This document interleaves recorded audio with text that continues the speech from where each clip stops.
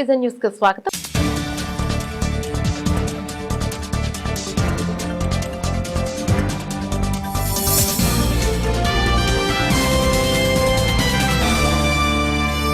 కేంద్రపాలిత ప్రాంతం యానాంలో ప్రవహించే గౌతమి గోదావరి నది ప్రవాహం నిన్నటి వరకు నీలాకాశంలో మబ్బులతో దోబూచులాడుతున్నట్లు నీలిరంగుల్లో పరవళ్లు తోకతో ప్రవహించింది. తెల్లవారేసరికి లేత గోధుమ వర్ణంలో రంగు మారి సముద్రం వైపు ప్రవహిస్తోంది. ఎక్కువ రాష్ట్రాలు కురిసిన భారీ వర్షాల కారణంగా ధవళేశ్వరం బ్యారేజీలోకి చేరిన వరద నీటిని సముద్రంలోకి 1,00,000 క్యూసెక్కుల నీటిని వదలడంతో సముద్రం ఆటుపోటుల కారణంగా ఉప్పు నీటితో ప్రవహించే గౌతమి గోదావరిలోకి చప్పనీరు ప్రవేశించడంతో గోదావరి నీరు రంగు మారింది. ఆదివారం సెలవు కావడం పర్యాటకులు గౌతమి గోదావరి తీరానికి రావడంతో వాహనాలతో కలకలలాడుతూ సందడి నెలకొంది.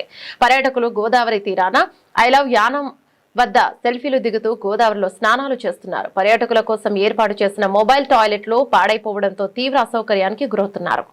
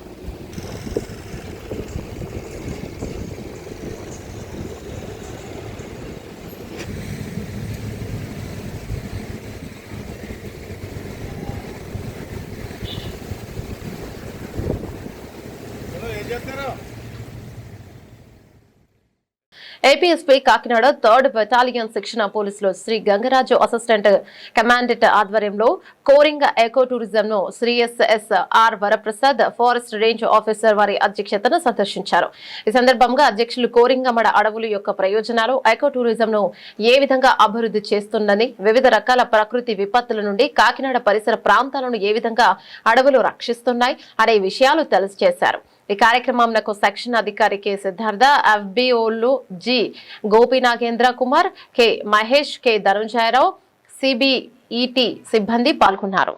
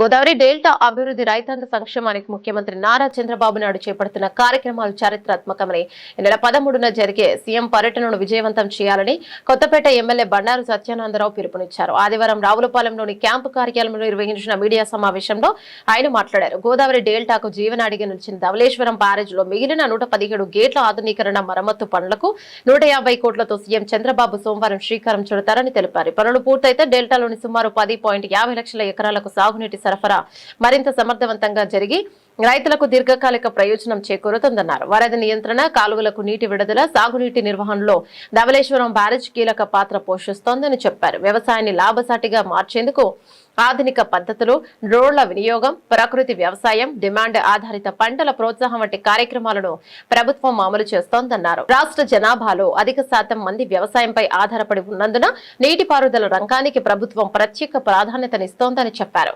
ముఖ్యమంత్రి పర్యటనతో పిచ్చుకలంక ప్రాంతంలో పర్యాటక అభివృద్ధికి కూడా కొత్త అవకాశాలు ఏర్పడతాయని ఆశాభావాన్ని వ్యక్తం చేశారు. రైతులు, కూటమి నాయకులు, కార్యకర్తలు, అభిమానులు పెద్ద సంఖ్యలో హాజరై సీఎం పర్యటనను విజయవంతం చేయాలని కోరారు.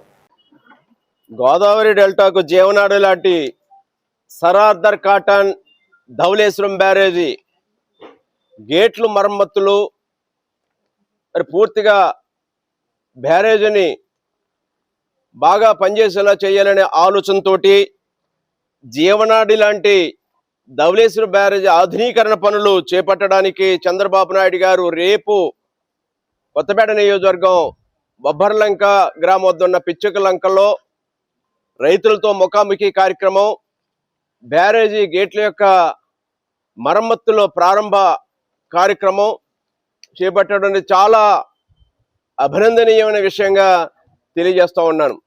ఇది గోదావరి డెల్టా రైతాంగానికి సెంట్రల్ డెల్టా, కోనసీమ ప్రాంతం, ఈస్టర్న్ డెల్టా, వెస్టర్న్ డెల్టా, ఉభయ గోదావరి జిల్లాల్లోని 10.5 లక్షల ఎకరాల భూములకు సాగునీరు అందివ్వడానికి కానీ, మురుగునీరు పారుదల వ్యవస్థనే ఉపయోగపడడానికి కానీ ఈ యొక్క కార్యక్రమం ఎంతో దోహదపడుతుందని తెలియజేస్తూ ఉన్నాను. వరదల నియంత్రణ సమయంలో కానీ లేదా కాలువలకు నీటి విడుదల విషయంలో కానీ బ్యారేజ్ యొక్క ప్రాముఖ్యత చాలా ముఖ్యమైనది. అటువంటిది 2014లో ఆనాడు చంద్రబాబు నాయుడు గారు ముఖ్యమంత్రిగా ఉండగానే 63 గేట్లను ఆనాడు ఆధునీకరించడం జరిగింది. 2014 తర్వాత ఈనాడు 2026లో ఉన్నాం. ఇంతవరకు మళ్ళా దాని మీద ఎవరు గత ప్రభుత్వంలో జగన్మోహన్ రెడ్డి గారి ప్రభుత్వంలో వైసీపీ పాలనలో కనీసం గేట్లు మరమ్మతులు చేయడానికి కానీ, ఆయిల్స్, గ్రీజు లాంటివి ఉపయోగించడానికి కానీ, బ్యారేజీ నిర్వహణకు సంబంధించినటువంటి విషయాల్లో కానీ పూర్తిగా నిర్లక్ష్యానికి గురైంది. దానివల్ల ఎప్పటికప్పుడు చేపట్టవలసిన ఓఎండ్ఎం కార్యక్రమాలు, ఆపరేషనల్ మెయింటెనెన్స్ కార్యక్రమాలు చేపట్టకపోవడం వల్ల బ్యారేజ్ యొక్క 10 సంవత్సరాల కాలంలో అనేక రకాలుగా ఇంకా ఎక్కువ నష్టపోయింది. ఈనాడు వాటన్నిటిని కూడా సత్వరం భవిష్యత్తులో ఇబ్బందులు రాకుండా ఉండాలన్న ఆలోచనతో చంద్రబాబు నాయుడు గారు 150 కోట్ల రూపాయలు మంజూరు చేయించి 117 గేట్లు ఆధునీకరణ చేయడం కోసం కార్యక్రమాన్ని తీసుకోవడం జరుగుతోంది. అది రేపు పనులు ప్రారంభిస్తూ ఉన్నారని, ఇది రైతాంగానికి పట్ల చంద్రబాబు నాయుడు గారికి ఉన్నటువంటి చిత్తశుద్ధికి నిదర్శనంగా నేను తెలియజేస్తా ఉన్నాను. ఎప్పుడో 2014లో ఆనాడు 31,77,00,000తోటి ఆనాడు పనులు చేపట్టారు. మళ్ళా నేడు 150 కోట్ల రూపాయలతో పనులు చేపడతా ఉన్నారు. గత వైసీపీ ప్రభుత్వ పాలనలో కనీసం గేట్లకి గ్రీజు పెట్టిన దాఖలాలు కూడా లేవు. ఆ రోప్లు ఏ విధంగా ఉన్నాయి, ఆ మోటార్లు ఏ విధంగా ఉన్నాయి, ఆ గేట్లు ఏమన్నా తుప్పు పడతా ఉన్నాయా, కనీసం వాటికి రంగులు వేద్దామా అనే ఆలోచన కూడా గత ప్రభుత్వంలో మరమ్మతులు చేయకుండా ధవళేశ్వరం బ్యారేజీని గాలికి వదిలేసింది. అది ఈనాడు దెబ్బతినే పరిస్థితుల్లో మరలా ఈనాడు కూటమి ప్రభుత్వంలో చంద్రబాబు నాయుడు గారు చొరవ చూపి ఈనాడు బ్యారేజీ పునరుద్ధరణకు చర్యలు తీసుకుంటా ఉన్నారని తెలియజేస్తా ఉన్నాను. మరి అభివృద్ధి ప్రదాత చంద్రబాబు నాయుడు గారు అధికారాన్ని ఒక బాధ్యతగా భావించి సేవ చేయాలనే మహోన్నతమైన నాయకుడు చంద్రబాబు నాయుడు గారు. రైతులకు సంబంధించిన అనేక విషయాల్లో ఇప్పటికే మన నియోజకవర్గంలోనే చూసుకుంటే లొల్లలాకులు అనేది సెంట్రల్ డాల కీలకం నిధులు మీరు మంజూరు చేయాలంటే కోరిన వెంటనే 74 కోట్ల రూపాయలు అక్కడ 3 లాకుల నిర్మాణానికి సెంట్రల్ డెల్టాకి 2 లక్షల ఎకరాల ఆయకట్టుకు నీరించే లొల్లలాకుల పునర్నిర్మాణానికి నిధులు మంజూరు చేయడం జరిగింది. అదేవిధంగా తుంగభద్ర గేట్లు కొట్టుకుపోయే అనే విషయం మీ అందరికీ తెలుసు. ఆనాడు జగన్మోహన్ రెడ్డి ప్రభుత్వం చేసినటువంటి ఏదంటే గొడ్డలి ప్రభుత్వం ఆనాడు అధికారంలో ఉంది. గొడ్డలి ప్రభుత్వం చేసినటువంటి దుర్మార్గమైన కార్యక్రమాలకి తుంగభద్ర గేట్లు కొట్టుకుపోతే కర్ణాటక ప్రభుత్వంతో మాట్లాడి తిరిగి ఆ గేట్లు పునరుద్ధరించేలాగా సత్వరం చర్యలు చేపట్టి రాయలసీమ రైతాంగాన్ని కూడా మేలు చేయడం జరిగిందనేది ఈ సందర్భంగా తెలియజేస్తూ ఉన్నాను. అదేవిధంగా వెలిగొండ ప్రాజెక్టు కింద ఉన్న నిర్వాసితులకు పరిహారం చెల్లింపులో ఒకే రోజు పరిహారం చెల్లించేలా కూడా చర్యలు. పట్టిసీమ ద్వారా ఈనాడు కృష్ణా డెల్టా అంతా కూడా ఆయకట్టు స్థిరీకరించబడతా ఉంది. కృష్ణా డెల్టాకి ఈనాడు జీవనాడి పట్టిసీమ అయింది. ఆనాడు పట్టిసీమ కట్టినప్పుడు కూడా అపహాస్యం చేశాడు, అది వృధాగా కడుతున్నారని చెప్పారు. కానీ ఇలా పట్టిసీమ వల్లే కృష్ణా డెల్టాకి సాగునీరు వెళ్తా ఉంది, కృష్ణా డెల్టా పరిరక్షించబడతా ఉంది. అంటే ఈనాడు పట్టిసీమ వల్ల వెళ్ళే గోదావరి జలాల వల్ల రెండు కూడా అవినాభావ సంబంధం ఉంటుంది. దగ్గర దగ్గర 53,000 కోట్ల రూపాయలు వ్యవసాయానికి ఈ సంవత్సరం బడ్జెట్లో కేటాయింపులు చేశారంటే చంద్రబాబు నాయుడు గారు ఏ విధంగా రైతాంగం పట్ల మమకారం చూపుతున్నారనేది అదొక ఉదాహరణగా చెప్పొచ్చు. ఈ రాబోయే రోజుల్లో రైతులు డిమాండ్ ఆధారిత పంటలు వేసుకోవడం ద్వారా కానీ లేదా ఈ సాగునీటి వ్యవస్థను పునరుద్ధరించుకోవడం ద్వారా కానీ గోదావరి డెల్టా మోడరేషన్ చేయాలనేది కూడా ఆలోచన చేస్తూ ఉన్నారు. ఇప్పటికే లైడర్ సర్వే దాన్ని చేశారు. గోదావరి డెల్టా ఆధునీకరణ చేపడితే సుమారు 2,000 కోట్లు 2,500 కోట్ల రూపాయలతోటి యొక్క గోదావరి డెల్టా 3 డెల్టాలు ఆధునీకరణ చేస్తే ఉభయ గోదావరి జిల్లా రైతాంగానికి ఎనలేని మేలు చేకూరుతుంది. పోలవరం ప్రాజెక్టు ఈనాడు ఒక పరుగులు పెట్టిస్తూ ఉన్నారు. పోలవరం ప్రాజెక్టు నిర్మాణం కూడా రాబోయే పుష్కరాలకు ముందుగానే ప్రారంభించాలనే ఆలోచనతోటి ఈనాడు కూటమి ప్రభుత్వం పనిచేస్తూ ఉంది. ఈ విధంగా నీటిపారుదల రంగానికి పెద్దపీట వేస్తూ వ్యవసాయ రంగాన్ని ముందుకు తీసుకెళ్తూ రాష్ట్రంలో ఈనాడు మూడో వంతు ఆదాయాన్ని వ్యవసాయం ద్వారా వస్తేనే రాష్ట్రం బాగుపడుతుంది.